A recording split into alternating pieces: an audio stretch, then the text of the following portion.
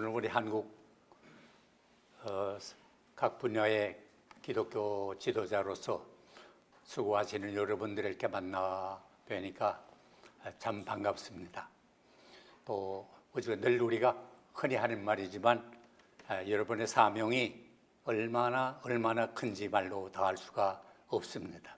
그것은 우리가 다 크리스천이기 때문에 그렇습니다. 오늘 제가 읽으려고 하는 이 사도행전 20장의 말씀을 보면 사도 바울이 밀레도에서 교회 지도자를 정해놓고 자기가 얼마나 복음 전파하는 데 어려움이 많았지만 자기 성심성의껏 복음을 전파하게 됐는데 지금은 내가 성령의 매임을 받아가지고 예루살렘으로 가게 되었습니다.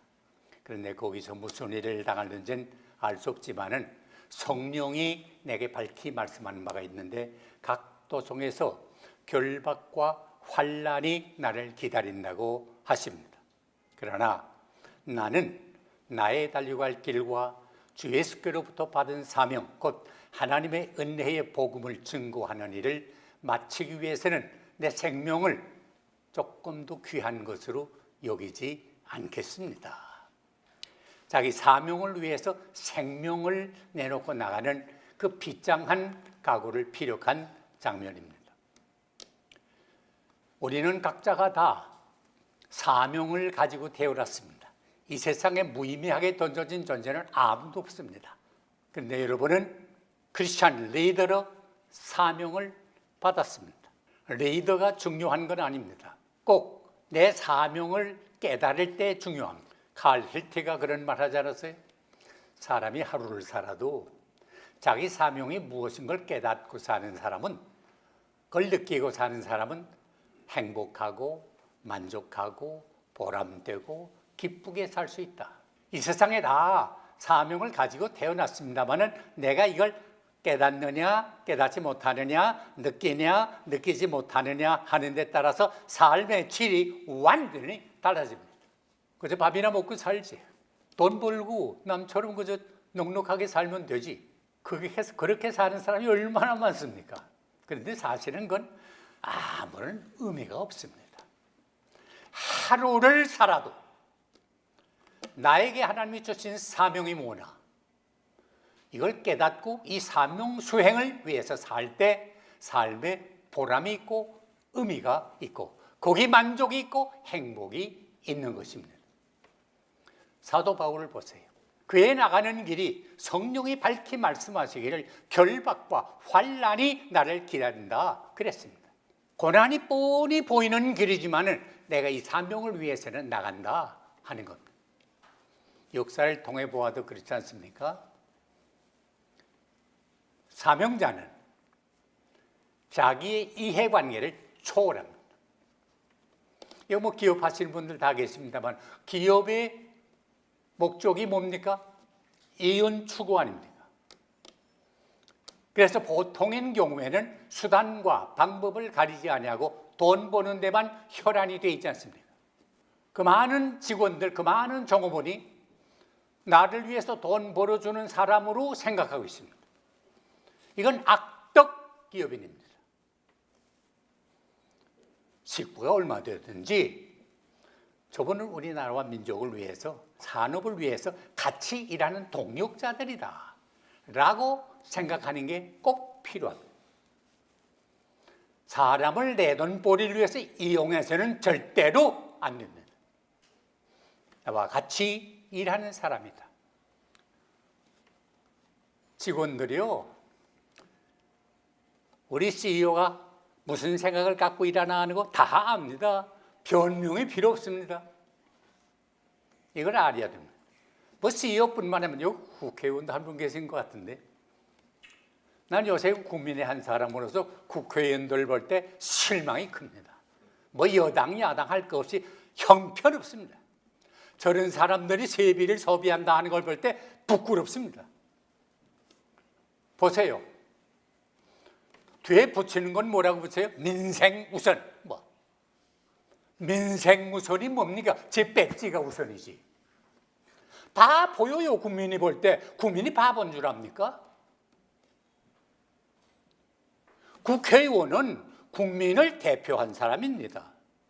국민을 위해서 대변하는 사람입니다. 이게 사명입니다. 그래서 투표한 겁니다. 그런데 국민을 이용하는 것은 우롱하는 겁니다. 이런 국회의원들은 앞으로 4월 달에 다 떨어져야 합니다. 자격 없습니다. 이건 우리 국민이 부끄럽습니다. 저런 사람들을 어떻게 국회의원을 내세웠나? 사명은 뭡니까? 흔히 심부름할 자자의 목숨 명자입니다. 심부름하는 목숨입니다. 누구 심부름? 국민의 심부름하는 사람 아닙니까? 가류선 목사입니다만 목사를 뭐 하는 겁니까? 교인들을 섬기는 게 목사 아닙니까? 근데 여기서 어떤 목사님은 교인들 대접받으려고 그래요. 이건 기독교 정신이 어긋납니다. 목사가 대접받는 게 목사라면 그건 예수님의 제자가 아닙니다. 나는 너희를 섬기러 왔다 그러지 않았어요. 주님 대접받으러 왔나요? 그런데 목사들, 교인들 대접 안 하면요 섭섭해 그래요. 내가 어떻게 하는데 나를 이렇게 봐? 저는 그래서 다른 젊은 목사님한테 그래요. 목사 대접 안 하면 당연하고 정상이다. 어떻게 좀 대접하면 이거 내가 이런 대접 받아도 되나? 황송하게 생각해야지. 당연하게 생각하면 안 돼요. 어떤 목사는 교인들한테 대접받는데 꼭 호텔에 가야 대접을 받는다 그래요. 교인들이 그러더라고. 우리 목사님은 호텔 가서 대접해야 대접받아요. 난 목사 자격 없다고 생각합니다. 어떻게 국민들이 지금 어떤 수준인데 목사가 호텔에 아니면 가 대접을 못 받습니까?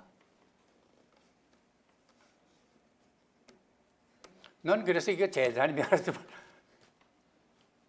어느 누가 좀 대접하겠다고 오늘 호텔에서 대접하겠다고 난 사양합니다. 그래서 맛집에 가서 한 그릇 먹으면 되지. 이 100만 원짜리 냉면 한 그릇 먹으면 되지. 뭐 꼭 10만 원, 20만 원짜리 먹어야 되나? 요새 안 먹는다고 해서 영양 부족 걸려요. 예수님을 따르는 사람은 따르는 대로 따르는 게 제자지. 어떻게 그럴 수 있어요? 사리사욕 버리죠. 나라 지키는 군인도 그렇습니다. 군인은 국가, 국토 방위를 위해서 하는 게 사명입니다. 딴 생각하면 안 됩니다. 군인 끝난 다음에 뭐 정치라든지 이건 알아서 할 겁니다. 그러나 군인 자리에 있을 때 정치 생각하고 한 자리에 생각하는 사람은 이건 역적입니다. 내가 지나간 얘기지만 전에 신군부 세상 떠난 사람에 대해서 언급해 조금 미안합니다만 그 전에 전두환 씨 보니까 내가 그때 청와대 그 경호실 차지철 씨가 경호실장으로 있을 때 와서 참모들한테 좀 한 주에 한 번씩 월요일 잠깐 한 30분씩 얘기해 달라고 해서 이제 얘기해 준 적이 있거든요. 그때 참모 중에 한 분이 이제 그 전두환 씨가 있었는데 그때 수도경 사령관이가 나가려고 할 때 그 기도 좀 해달라고 그래서 해주라 그래서 그 번질번질한 머리에다 손 얹고서 이제 기도해 준 적이 있어요. 근데 그분은 목사를 나밖에 몰라. 근데 그분이 얼마 후인데 박정희 대통령이 시해당하지 않았어요? 그 후에 그분이 일설이 있다가 내려와 가지고 차지하지 않았어요. 난 그걸 어떻게 분명히 아는 거 아니?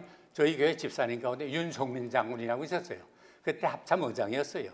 서리 집사였어요. 합참의장 공관에서 저녁을 대접한다고 해서 앉아서 저녁을 둘이 앉아서 저녁을 먹는데 그 윤 장군이 그러더라고요. 목사님, 우리나라 큰일 날 뻔했습니다. 하나님이 지켜주셨습니다. 기도하는 분들의 기도를 들어주셨습니다. 구세조 전 장군이 일선에 나가 있다가 박 대통령이 시해당했다 하는 소식 듣자마자 그걸 그대로 뚫어놓고 내려오지 않았어요. 그때 김일성이가 살아있을 텐데 김일성의 눈이 어두웠기 그러지요. 하나님의 눈 멀게 해서 그렇지 김일성의 눈이 밝아서 그 일선 뚫어진 거 알았으면 우리 서울 2시간 안에 점령당할 뻔했습니다. 내가 저녁이 안 넘어가더라고요. 이딴 놈이 어디 있나? 국토 방위하려고 했더니 내려와가지고 이런 짓을 해. 난 이거 목사가 할 일은 아닌 것 같지만 그 다음부터 내 그 말 듣고서는 나 교회에서 설교할 때 저건 대통령 자격 없다고 난리 쳤습니다. 남산이 그때 남산 정보부가 있을 텐데 설교 끝나고 내려면 내가 전화하고 이 새끼야 너 죽을래?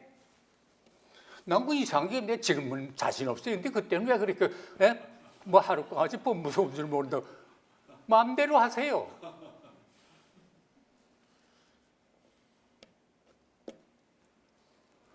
자기를 위해서 뭐 정권 잡는 것 같아, 뭐 독재하는 것도 좋아. 나중에 들으니까 뭐 수천억을 해잡섰다며?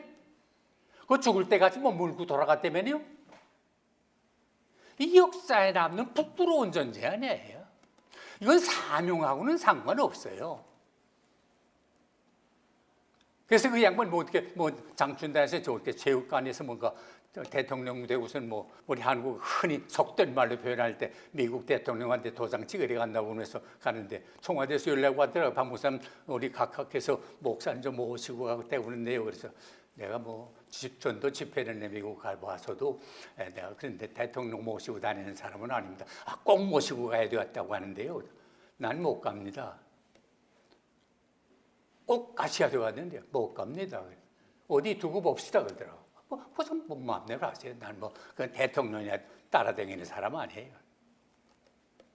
얼마 후에 갔다 와서 뭐 국가 조창기도 해되나 하면서 거기서 설교해달라고 또 청와대에서 연락이 왔더라고요. 그래서 난 설교 못합니다. 그랬더니 왜 못해요? 그럼 우리 신라 호텔에서 위원회가 모이는데 거기 와서 말씀을 하세요. 그러세요. 어느 호실에 뭐예요? 그래. 그 가서 5분이가 앉았더라고요. 그래서 근데 부탁한 건 고마운데 내가 설교하기가 좀 어렵습니다. 그러니까 아니 한국교회 목사 치고 대통령 초창기도회 때 설교하는 건 최고의 영광으로 하는데 이렇게 박 목사께서는 못하겠다 하시오. 영감이 떠오르질 않습니다. 그리고 내가 나오고 말았습니다. 잘들 하세요. 아니 그 똑같은 말 하더라고. 어디 두고 봅시다. 그래서 마음대로 하세요. 그랬더니 한 달 동안 구치소 갔다 왔습니다만은 난 그게 무섭잖아요. 우리의 사명, 목사의 사명은 뭐냐? 잘못된 건 잘못되다 해야지 누구 눈치 보고 기업가 보고 정치가 보고 학자 보고 눈치 보고 하는 게 아니잖아요. 이게 영혼의 파수꾼 아니 사명, 하나님의 심부름이에요. 그래서 바울은 뭐라 했어요? The ambassador of Christ라고 했어요. 그리스도의 대사요. 돈이 있어가 아니라 권력이 있어가 아니라 학문이 있어서가 아니라 우리는 적어도 하나님의 대사라고 하는 긍지를 가지고 사는 게 목사 아니에요. 나는 그렇게 세상에 부러운 게 아무것도 없잖아요. 여러분, 나 이익을 위해 살지 맙시다. 요새 어떤 목사는 이제 돈 따라가는 분들이 있더라고요. 웬만한 돈, 그 인마이 포켓한 그런 분도 있고 뭐 그러더라고요. 남의 별말 다 들어요. 이거 참 부끄러운 말이지만 그러려면 장사하시라고.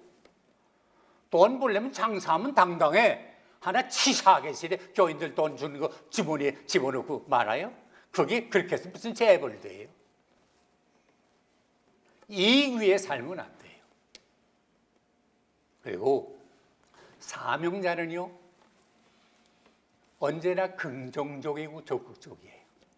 왜? 이 직분을 누가 맡겼어요? 하나님이 맡겼어요. 하나님이 맡길 때는 내가 너와 함께하마 그래요.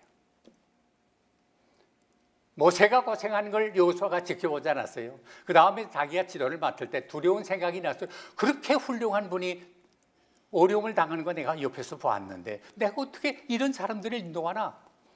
그때 하나님이 여호수아를 향해 주신 말씀 여러분 기억하지요? 여호수아 1장 1절로 9절에 3번 똑같은 말이 반복돼요. 여호수아야, 강하고 담대하라. 강하고 담대하라. 강하고 담대하라. 그 다음 말이 뭐예요? 내가 모세와 함께 있던 것 같이 너와 함께하라. 요거예요. 어떻게 우리가 강하고 담대할 수 있어요? 하나님이 나와 함께하는 사실을 믿기 때문이에요. 다른 사람도 다 안 됩니다. 그 사람들은 키가 큽니다. 가나안 땅을 보고하는 사람들 12사람 중에 10사람이 그러지 않았어요? 그래서 국민들로 하여금 낙심시키고 절망시키고 모세를 원망하게 하고 그러지 않았어요? 그러나 2사람 알죠, 여러분? 누구요? 여호수아와 갈렙. 여러분, 저분들을 본대로만 말했지 그게 사실 아닙니다. 하나님은 그 땅을 주시기로 약속했습니다. 하나님은 약속을 지키는 분입니다. 약속을 믿읍시다. 저 사람은 우리보다 키가 크고 우리를 보면 메뚜기로 볼 텐데요. 안 됩니다. 안 됩니다. 자, 이거 보세요. 환경과 조건이 다른 거 하나도 똑같습니다. 근데 문제는 마음입니다. 소극적이고 부정적인 생각을 가진 사람은 안 됩니다. 못합니다. 그러나 긍정적이고 적극적인 사고를 가진 사람은 그런 어려운 건 사실이지만 하나님이 함께 하시면 할 수 있습니다. 요게 다릅니다. 인류의 역사를 보나 개인의 생활을 보나 꼭 같습니다. 어떤 사람이 성공합니까? 어떤 사람이 승리합니까? 긍정적이고 적극적인 사람들입니다. 부정적이고 소극적인 사람 치고 성공한 사람 없습니다. 이미 자꾸 하셨습니다만 난 그건 뭐 예수는 안 믿지만 그 참 사고가 언제나 긍정적인 정주영 회장님 여러분 그 말 들어보셨죠? 절망적인 상황은 있지만 절망은 없습니다. 밑에 사람들한테 이거 좀 하라고 부탁하는데 어려울 텐데 너 해봤니? 그 양반이 공부를 뭐 많이 한 거 있습니까? 그러나 그에게 그 마인드가 언제나 긍정적이고 적극적이니까 큰 일을 해내지 않았어요. 언제나 우리는 적극적이고 긍정적인 생각을 가지고 하셔야 합니다. 여러분 회사 하실 때나 학교 하실 때나 뭘 할 때 어려움 많잖아요. 어려움 많아요. 없다는 거 아니에요. 그러나 이 어려움을 오버컴해 뚫고 나가야 돼요. 이게 우리 그리스도인의 자세예요. 그렇게 바울은 뭘 했어요? 사방으로 우겨쌈을 당합니다. 그러나 쌓이지는 않습니다. 답답한 일을 당합니다. 그러나 낙심하지 않습니다. 핍박을 받습니다. 그러나 버림받지 않습니다. 거꾸로뜨림을 당합니다. 그러나 망하지 않습니다. 그 용어 번역에 보면 we may be knocked down 그랬어요. 급소 하나 얻어맞으면 아찔해가지고 넘어지잖아요. 예수 믿는 리더들도요 넘어져요. 실패해요. 잘못돼요. 그러나 아주 넘어지잖아요. Never knock out. 열셀 때 다시 일어나면 돼요. 이게 중요한 거예요. 사업하시는데 실패 없는 사업자가 어디 있어요? 실패하면 또 일어나고 실패하면 또 일어나고 7절 8개의 용기를 가지고 일어나는 사람은 결국은 승리해요. 긍정적으로 살죠. 그리고 우리에게는 확신이 필요합니다. 확신. 컨빅션이 필요합니다. 컨빅션이 있을 때 인도대야즘이 있습니다. 열의가 있습니다. 우리는 독재사회에 사는 게 아닙니다. 민주사회에 삽니다. 그러므로 모든 사람들이 함께 다 동의를 해야 합니다. 리더가 하는 일은 뭡니까? 세상의 독재는 제일 쉽잖아요. 김정은이 하는 건 바보라도 해요. 이렇게 하라 하면 그걸로 끝나요. 안 하면 죽이면 되니까. 그런데 우리 민주주의는 안 그래요. 반대하는 사람이 있어요. 그러면 어떻게 해야 돼요? 설득해야 돼요. 어떻게 해야 설득할 수 있어요? 내게 확신이 있어야만 설득하지 확신이 없으면 설득 못해요. 리더에게 가장 중요한 건 설득력이에요. 확신 가지고.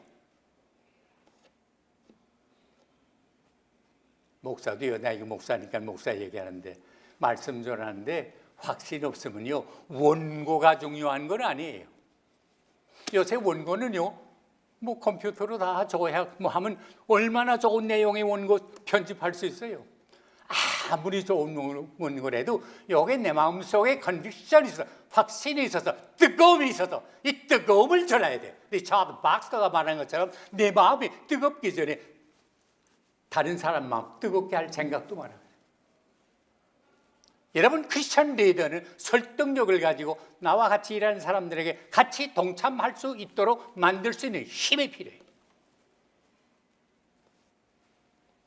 끝으로 최선을 다해야 돼. Do best, do your best. 최선 다하자. 최선 다하는데도 안 되는 건 어떡합니까? 그건 하나님의 뜻입니다. 저는 그러기를 지금까지 목회하는 동안에 한 번도 불평, 불만, 원망, 불신해 본 적이 없습니다. 나는 나대로 최선 다하는데 안 될 때가 있거든요. 그럼 어떡하나? 아하, 그건 하나님의 뜻이구나. 안 돼야 좋겠구나. 로마서 8장 28절 말씀 여러분 기억하지요? 우리가 알고니와 하나님을 사랑하는 자 곧 그 뜻대로 부르심을 입은 사람에게는 모든 것이 합력하여 선을 이룬다. 하나님을 사랑하는 사람, 하나님이 사랑하는 사람에게는 모든 일이 합동하여 유익하게 하지 절대로 소홀해지기는 법 없습니다. 이만큼도 없습니다. 내가 금년에는 국가에서 연령을 만으로 계산한다고 해서 내가 사실은 한국 나이로 하면 9학년인데 8학년으로 유급이 됐습니다. 근데 지금까지 살아오는 동안에 하나님이 나에게 이런 일 저를 별하별 사람이 당할 거 다 당해봤습니다. 그런데 지나놓고 보면 하나도 손해시킨 게 없습니다. 다 유익하게 했습니다. 생각하면 생각할수록 감격합니다.